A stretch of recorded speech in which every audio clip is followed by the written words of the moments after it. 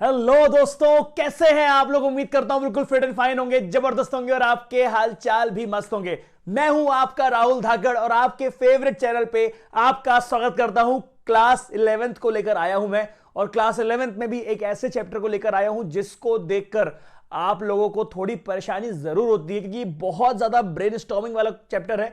हाँ, एक चैप्टर ये बोल सकते हैं कि ये एक बहुत ही प्रैक्टिकल सा चैप्टर है जो हमारे सामने गुजर रहा है, उसको क्वेश्चन की फॉर्म में पूछ लिया जाता है और क्वेश्चन में मजा बहुत आता है। लेकिन राइट, तो बिना देर की शुरुआत करते हैं परम्यूटेशंस एंड कॉम्बिनेशन।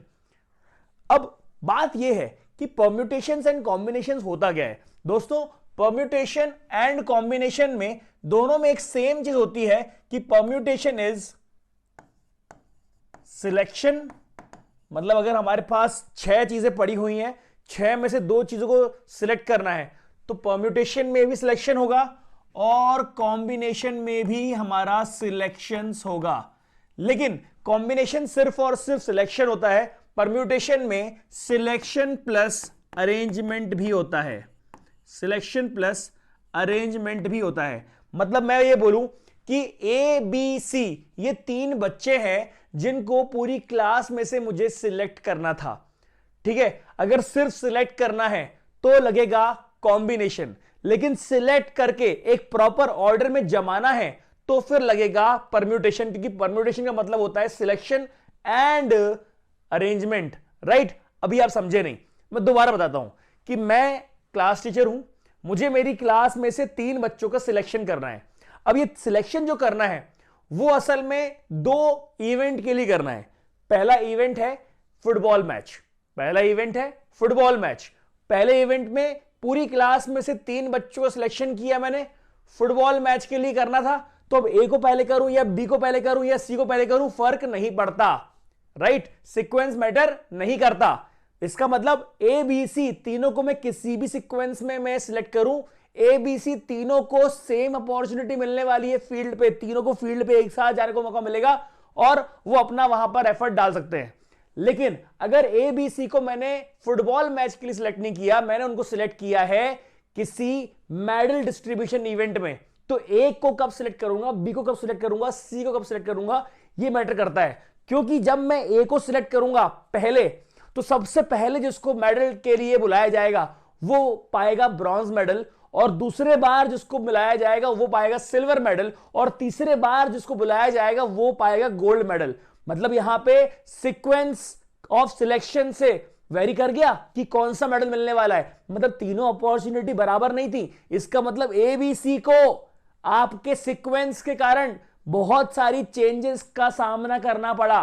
तो एक केस में जहां पर आप फुटबॉल मैच के लिए भेज रहे थे, वो अलग कॉम्बिनेशंस वाला एफर्ट था कि भाई वहां पे एबीसी का सीक्वेंस मैटर नहीं करता, सिर्फ आपने एबीसी को सिलेक्ट कर लिया। लेकिन यहां पर सीक्वेंस मैटर करता है। एबीसी को आपने सिलेक्ट किया है तो एबीसी को कौन से सीक्वेंस में सिलेक्ट किया है ये मैटर करता है। ए को आपने पहले कर दिया तो उसको मिलेगा ब्रॉन्ज मेडल, बी को कर दिया सेकंड में तो उसको मिलेगा सिल्वर मेडल, सी को आपने आखिरी में किया तो आखिरी में तो गोल्ड मेडल को बुलाते हैं ना, व्हेन द विनर इज, ऐसे बुलाते हैं ना भाई। तो ये हो गया आपका बहुत इंपॉर्टेंट कॉन्सेप्ट परम्यूटेशन का। अब मैं आपको एक और चीज समझाता हूं जो कि आपको बहुत ही समझ में आएगी कि मैंने यहां पे सिलेक्ट किया था, तो मैंने सिलेक्ट किया तो ये हो गया एबीसी। आपने कहा हां सर, लेकिन यहां पर क्योंकि सीक्वेंस मैटर नहीं करता था तो यहां पे नहीं था, पर यहां सीक्वेंस मैटर करता था तो यहां पर क्या आया, यहां पर आया सीक्वेंस मैटर करने के कारण एबीसी। पर ये हो सकता है एसी भी और बी ए सी, ये हो सकता है बी सी ए, ये हो सकता है सी ए बी, ये हो सकता है सी बी ए। तो टोटल कितने फॉर्मेशन आए, टोटल यहां पे 6 वेज में इसका हम अरेंजमेंट कर सकते हैं। क्या मेरी बात समझ में आई। अब मैं आपको एक और फैक्टोरियल वाला कॉन्सेप्ट बता रहा हूं कि यहां पर अगर ये एबीसी दिया हुआ है तो ये ओनली वन वे है, एबीसी का बीसीए करने से सीक्वेंस चेंज हो जा रहा है। सीक्वेंस यहां पे इंपॉर्टेंट नहीं था, सिर्फ और सिर्फ सिलेक्शन इंपॉर्टेंट था। तो जब आपके सामने एन नंबर ऑफ चीजें होती हैं, जब आपके सामने एन नंबर चीजें होती हैं, तो उसमें से हमको अगर कुछ चीजें सिलेक्ट करनी है तो उसको बोलते हैं एनसीआर। क्या बोलते हैं, एनसीआर। एनसीआर का मतलब क्या होता है, selection of r things out of n things. और एनपीआर क्या होता है, एनसीआर का मतलब होता है selection of r things out of n things. NPR का मतलब होता है सिलेक्टिंग एंड अरेंजिंग, दोनों चीजें, r things out of n things. अब एक बार पीछे वाली स्लाइड देख के बताओ कि सिलेक्शन में नंबर ऑफ वेज ज्यादा बढ़ेंगे कि सिलेक्शन और अरेंजमेंट में? सिलेक्शन में नंबर ऑफ वेज ज्यादा बढ़ेंगे कि सिलेक्शन एंड अरेंजमेंट में? ऑब्वियसली बात है, सिलेक्शन में तो एक ही प्रोसेस है तो नंबर ऑफ वेज कम रहेंगे, लेकिन यहां पर जब हम अरेंज भी कर रहे हैं सिलेक्शन के साथ तो क्योंकि हम सीक्वेंस चेंज कर रहे हैं तो नंबर ऑफ वेज बढ़ जाएंगे। अरे हाँ या ना? तो इसका मतलब यह है कि ऑब्वियसली बात है कि value of NPR is greater than NCR. Correct, value of NPR is greater than value of NCR. एक और बहुत इंपॉर्टेंट चीज, कैसे ओपन करते हैं उसको ओपन करते हैं एन फैक्टोरियल। थोड़ा ध्यान से सुनना क्योंकि हम कई बार कंफ्यूज हो जाते हैं कि इसका उसमें उसका इसमें लिख देते हैं, इसलिए मैंने क्लियर कर दिया कि यहां पे जो नंबर आएगा वो ज्यादा आएगा। ठीक है, एन माइनस आर फैक्टोरियल और यहां पर भी n factorial, n minus r factorial. Permutation के नंबर ऑफ वेज जो होते हैं वो ज्यादा होते हैं, राइट? तो यहां पर जो है एन फैक्टोरियल यहां पर आ जाएगा और आप याद रखिएगा डिफरेंस सिर्फ एन फैक्टोरियल का है, इसीलिए मैंने आपको पहले बता दिया कि भाई नंबर ऑफ वेज ज्यादा किसमें होंगे, नंबर ऑफ वेज ज्यादा इसमें होंगे कि नंबर ऑफ वेज ज्यादा इसमें होंगे। मैंने ये चीज आपको यहां पर क्लियर कर दी। I hope it is clear. चलिए बिना देर की शुरुआत करते हैं कुछ क्वेश्चंस को। यहां पर बोल रहा है n factorial divide by n minus r factorial n factorial और यहां पर n factorial n minus r factorial. तो मैं आपको बता दूं कि 5 फैक्टोरियल का मतलब क्या होता है। 5 फैक्टोरियल का मतलब होता है 5 into 4 into 3 into 2 into 1। 3 factorial का मतलब क्या होता है 3 इंटू 2 इंटू 1। क्लियर है? 0 फैक्टोरियल का मतलब और 1 फैक्टोरियल का मतलब दोनों का मतलब होता है 1। क्या होता है? 0 फैक्टोरियल और 1 फैक्टोरियल दोनों का ही मतलब होता है 1। क्लियर है? आप थोड़ा सा आगे बढ़े कि भाई 10 फैक्टोरियल डिवाइड बाय 3 फैक्टोरियल, तो इसका आंसर क्या होगा? तो आपने कहा सर इसको भी ओपन कर दो, 10 into 9 into 8 into 7 into 6 into 5 into 4 into 3 factorial पर रोक दो उसको, और यहां पर भी 3 फैक्टोरियल लिखा हुआ है। अब ये 3 फैक्टोरियल से कैंसिल हो जाएगा। This is how we need to solve this. Clear है? एक बहुत इंपॉर्टेंट चीज जो मैं आपको यहां पे शेयर करना चाहता हूं वो है concept of addition and multiplication. जब भी आपका एंड वाला केस रहेगा आपको मल्टीप्लाई करना है, जब भी आपका और वाला केस रहेगा आपको प्लस करना है। ये वाली बात आप याद रखिएगा क्योंकि अभी आगे क्वेश्चन में इसकी बहुत इंपॉर्टेंस होने वाली है। ठीक है, आगे के क्वेश्चन में इसको बहुत सारा इंपॉर्टेंस मिलने वाला है। क्लियर है? चलिए थोड़ा सा आगे बढ़ते हैं। यहां पर आपको मैंने बोला, अगर यहां पे मैंने बोला कि भाई ए से लेके बी तक, ए से लेके बी तक 26 बसेस हैं, ए से लेके बी तक 26 बसेस हैं। मेरा क्वेश्चन ये है, in how many ways you can travel A to B and come back by same bus.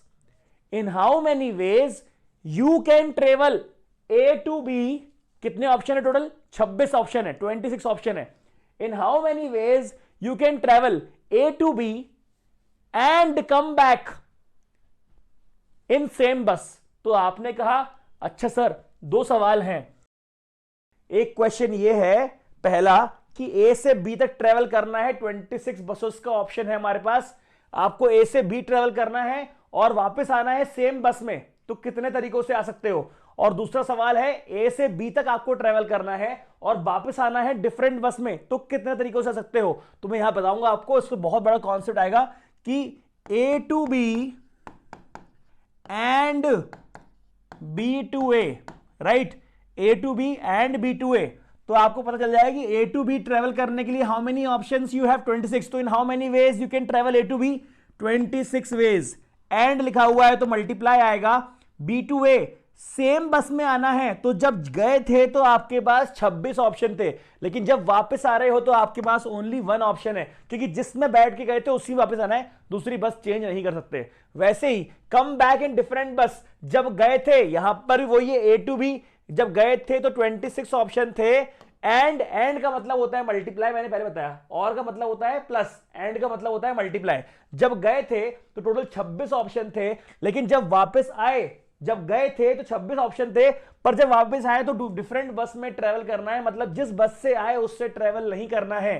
तो 26 में से एक बस कम हो गई जिससे आप ऑलरेडी आए थे, तो 26 में से कम हो गई, इसका मतलब क्या हो गया 25 बस। तो दोनों का आंसर समझ में आया, 26 ways and 26 into 25 ways. Clear है कि नहीं?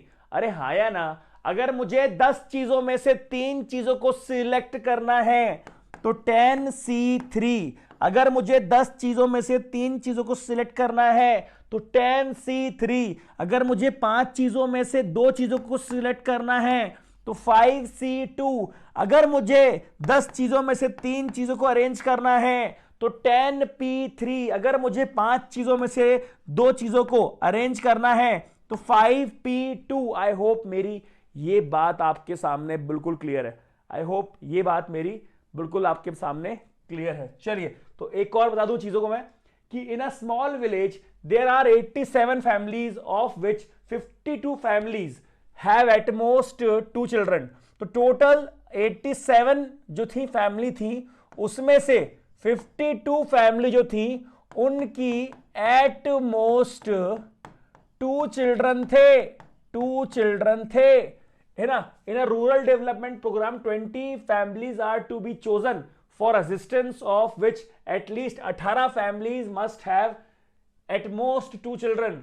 इन how many ways it can be done. तो हमको यहां पर क्या हो रहा है, हमको यह बोला जा रहा है कि 87 परिवार में से 52 परिवार वो हैं जिनके एट मोस्ट 2 चिल्ड्रन हैं। क्या है? एट मोस्ट 2 चिल्ड्रन हैं, राइट। और यहां पर जो दूसरे हैं वो बाकी रिमेनिंग है, यस और नो। तो रिमेनिंग कितने होते हैं? 87 माइनस 52 कितना हो? 35। तो बाकी 35 हो गए। अरे हाँ या ना? दो तरह के यहां पर हमारे पास ऑप्शंस हैं।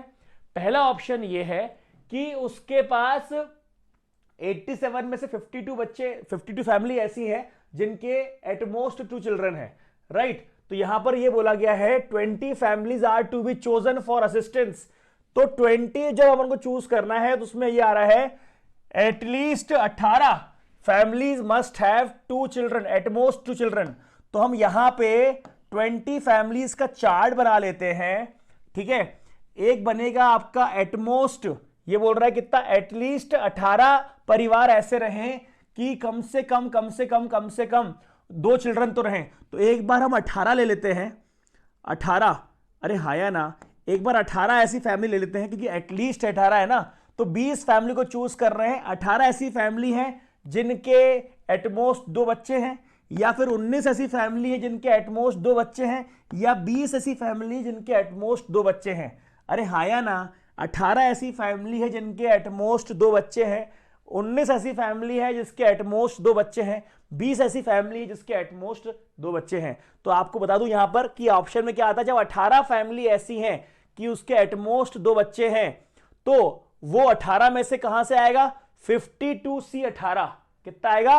52C18। ये 18 जब रहेगा तो 18 प्लस 2 के हिसाब से हम कैलकुलेशन करेंगे, 18 प्लस 2 के हिसाब से हम कैलकुलेशन करेंगे। तो 18 प्लस 2, यहां पे 19 प्लस 1, यहां पे 20 प्लस 0। अरे हाँ या ना?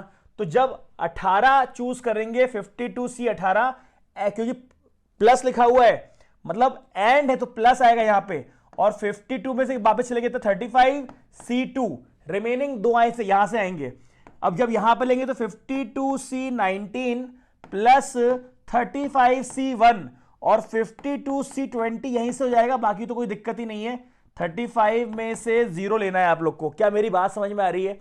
कि आप लोगों को ये बोल रहा है कि एटलीस्ट 18 फैमिली ऐसी होनी चाहिए जिनके 2 बच्चे हों। तो एटलीस्ट 18 वाले केस में क्या हो सकता है कि 18 भी हो सकती है, 19 भी हो सकती है और 20 भी हो सकती हैं। तो जब 18 परिवार वो 52 वाले सेक्शन में से लेता है तो बाकी जो 2 है वो 35 वाले सेक्शन में से लेगा। वैसे ही जब 19 का सिलेक्शन करेंगे तो 19 हम लोग वहां से सिलेक्ट करेंगे जो कि 52 वाले सेक्शन में है। तो रिमेनिंग जो है हम 35 वाले से करेंगे 1, और जब हम 20 के 20 परिवार जब यहां से ले लेंगे तो रिमेनिंग से कोई आपको करने की जरूरत नहीं है, राइट। तो आप जब इनको निकालेंगे तो दिस हैपन और दिस में हैपन और दिस में हैपन, तो आपको इन सभी का जो आंसर है आपको क्या करना है, दिस इज हैपनिंग एंड, तो यहां पर आपका एंड यहां पे मल्टीप्लाई लग जाएगा और यहां पर आपका जो आंसर है उससे ये और हो जाएगा। मतलब हमारा फाइनल आंसर जो रहेगा वो रहेगा आपका 52C18 एंड दिस, तो 35C2 plus 52C19 35C1 plus 52C20, that's it, this is your answer, right. क्योंकि आइदर दिस में हैपन और दिस में हैपन और दिस में हैपन, और जब करते हैं तो प्लस करते हैं, this is happening and this is happening, तो यहां पर मल्टीप्लाई करेंगे, this is happening and this is happening multiply करेंगे, this is happening and this is happening multiply करेंगे। क्लियर है कि नहीं, क्लियर है कि नहीं? Okay, a committee of 3 person is to be constituted from a group of 2 men। Okay, यहां पर 2 men है एंड 3 women है। Okay, in how many ways can this be done, how many of this committee would be consist 1 man and 2 women। आप समझो, पहले सवाल जो है फर्स्ट क्वेश्चन आंसर का आंसर यहां पे 2 फॉर्म में आएगा। पहला आंसर यहां पर आएगा कि इन how many ways can this be done, मतलब 5 लोगों में से 3 लोगों की कमेटी कैसे बनाए। तो भाई बहुत सिंपल है, 5 में से 3 लोगों की कमेटी 5C3 के हिसाब से बन जाती है। कोई केस नहीं है, कोई कंडीशन नहीं है, कोई भी इसमें रेस्ट्रिक्शन नहीं है, तो बड़े आराम से 5 में से 3 लोग की कमेटी 5C3, ये 2 + 3 5, आपको 3 लोग कमेटी बनानी है तो 5C3 वेज में ये बन जाती है, कोई दिक्कत नहीं आती। क्लियर है? अरे हाँ या ना, क्लियर है कि नहीं? अब ये दूसरा सेक्शन है, ये दूसरा section, how many of these committees would consist 1 man and 2 women। Strictly आपको 3 लोगों में से 1 मैन को रखना है और 2 वुमेन को, 1 मैन को और ये 2 वुमेन को, राइट। ओके, 1 मैन को सिलेक्ट कैसे कर सकते हैं, तो आपने किया 2C1 के फॉर्म में। कैसे किया, 1 मैन को 2 मैन में सिलेक्ट कर सकते हैं 2C1, और 2 वुमेन को 3 विमेन में कैसे सिलेक्ट कर सकते हैं, तो 3C2। This should happen and this should happen, ये भी होना चाहिए एंड ये भी होना चाहिए, तभी तो मिला के 3 होंगे। तो यहां पर आपने कर दिया, एंड का मतलब होता है मल्टीप्लाई, एंड का मतलब क्या होता है, मल्टीप्लाई। तो 2C1 into 3C2, this is going to be your answer. I hope इसको आप सॉल्व करना सीख गए होंगे। 5 factorial divide by 5 - 3 factorial 3 factorial, so it is going to be 5 factorial divided by 2 factorial 3 factorial, so it can be solved by 5 into 4 into 3 factorial, और ये 2 factorial 2 ही रहता है, यहाँ पे 3 फैक्टोरियल, तो ये कैंसिल हो गया, 2 to the 4, तो ये आ गया आपका 10 वेज। क्या आ गया आपका 10 वेज। यहां पर क्या आ गया, 2 factorial 2 - 1 1 factorial 1 factorial 3 factorial 2 factorial 1 factorial, तो आंसर क्या रहेगा, आप बड़े आराम से निकाल सकते हैं, कोई दिक्कत नहीं है। 2 फैक्टोरियल यहां पे दिया हुआ है, तो 2 into यहां पर रहेगा 3, तो आगे कितना 6 वेज। I hope it is clear. अरे यस और नो, क्लियर है कि नहीं? तो आपने बड़े आराम से सवालों कर लिया, आई होप सब लोग कर पा रहे होंगे। अब ये बोल रहा है determine the number of 5 card combination out of deck of 52 card if there is exactly 1 ace in each combination. क्या वो यहां पे आपको 5 कार्ड पिक करने हैं, 5 कार्ड पिक करने हैं 52 कार्ड में से, if there is exactly 1 ace in each combination. Clear है? तो आपको ये बहुत अच्छे समझ में आ गया कि यार 52 में से 2 सेक्शन होते हैं, 4 होते हैं एस और बाकी 48 जो होते हैं वो होते हैं नॉन एस। क्या होते हैं, 48 होते हैं नॉन एस। अरे यस और नो, 48 क्या होते हैं, नॉन एस। 52 कार्ड में से 4 होते हैं एस, 48 होते हैं नॉन एस। इसका मतलब क्या हुआ कि आपके 5 कार्ड में से exactly there should be 1 ace. तो 4 जो 5 कार्ड हैं उसमें एक कार्ड रहेगा एस और बाकी 4 रहेंगे नॉन एस, और दोनों के बीच में क्या कॉम्बिनेशन, एंड है। ये भी चाहिए एक और ये भी चाहिए 4, तो एक एस कहां से निकालेंगे, 4C1 एंड का मतलब होता है मल्टीप्लाई 52 रिमेनिंग 48 में से आएंगे 48C4। क्या मेरी बात समझ में आ रही है? आपके 5 कार्ड के कॉम्बिनेशन में एक कार्ड जो है एस है तो वो आएगा यहां से, और दूसरा है आपका 48C4 जो कि आएगा आपका नॉन एस में से। कोई दिक्कत यहां पे? क्लियर है? Yes, okay. चलिए, तो अब एक सवाल और यहां पर आ जाता है। ये बोलता है group consist of 4 girls 7 boys, in how many ways can a team of 5 members be selected if the team has no girls? अब बहुत ध्यान सुनना, एक एक सवाल यहां पे इंपॉर्टेंट है। ये बोलता है 4 गर्ल्स है 7 बॉयज हैं, in how many ways team of 5 members can be chosen, no girls are selected, मतलब उसमें से सिर्फ बॉयज में सिलेक्शन होगा। तो 7C कितने? 5 मेंबर, 7C5, दैट्स इट। आपको गर्ल्स में से सिलेक्शन करना ही नहीं है। 7C5 आपको 7 में से सिलेक्शन करना है। 7 बॉयज में से आपको 5 बॉयज सिलेक्ट करने हैं। नो गर्ल्स आपकी यहां पर ऐसी हो सकती हैं। अब एटलीस्ट 1 बॉय, अरे भाई एटलीस्ट 1 बॉय में क्या होता है कि एटलीस्ट 1 बॉय में 2 बॉय भी आ सकते हैं। तो एटलीस्ट 1 बॉय, इसमें क्या कॉम्बिनेशन बनेंगे आपके, मैं आपको फिर लगा दूं। कितने चाहिए आपको? 1 boy 4 girls, 2 boy 3 girls, 3 boy 2 girls, और यहां पर बोल रहा है कि 1 गर्ल भी चाहिए, तो यहां पर 4 बॉय 1 गर्ल। क्लियर है कि नहीं? तो कैसे आएगा ये? बड़ी अच्छे से हम इसका कॉम्बिनेशन सीख जाते हैं। ठीक है, बड़े अच्छे से इसका हम कॉम्बिनेशन सीख जाते हैं। तो यहां पर आपने बोला कि एक बॉय और एक लड़की तो होना बहुत जरूरी है। तो आपने बोला 1 बॉय कैसे सिलेक्ट करेंगे अपन 7 बॉय में से? तो 7C1 एंड का मतलब होता है मल्टीप्लाई। गर्ल्स कितनी है? 4C4। क्लियर है? सारी लड़कियों को पिक कर लेंगे। अब यहां कितना आ गया? 7C2, और कितना आ गया यहां पे? 4C3।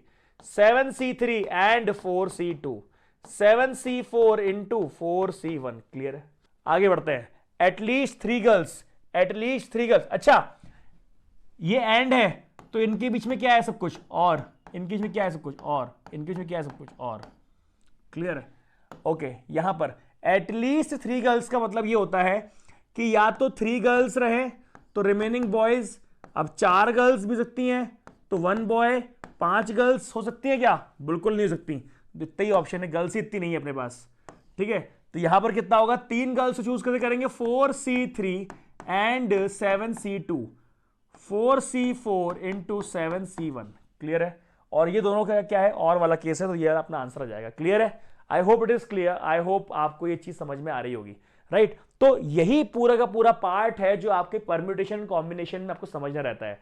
आपको हर चीज इमेजिनेशन विजुअलाइजेशन से करनी रहती है, ताकि आप चीजों को जितना अच्छा विजुअलाइज करेंगे तो आप बता पाएंगे कि यार ये एंड वाला कॉन्सेप्ट है कि और वाला, मल्टीप्लाई होगा कि ऐड होगा, सिलेक्शन करना है कि इसमें अरेंजमेंट करना है। आप बताओ, अभी तक किसी भी क्वेश्चन में अरेंजमेंट किया? नहीं किया। क्यों? क्योंकि आप किसी भी बॉय को पहले ले लो, किसी भी गर्ल्स को पहले ले लो, फर्क नहीं पड़ेगा, बस वो बॉय को सिलेक्ट करना चाहिए, फिर गर्ल्स को सिलेक्ट करना चाहिए। इस तरह के हमने आज सवाल किए। आई होप आपको इतना ही क्वेश्चन में मजा आया होगा, सवाल करने में आपको इंटरेस्ट आया होगा। अब आगे डिटेल्ड वीडियो मिलने वाले हैं आपको, लेकिन उसके लिए आपको इस वीडियो को शेयर करना पड़ेगा। कमेंट में लिखिए आपको कौन से टॉपिक का डिटेल वीडियो चाहिए। जय हिंद, जय भारत।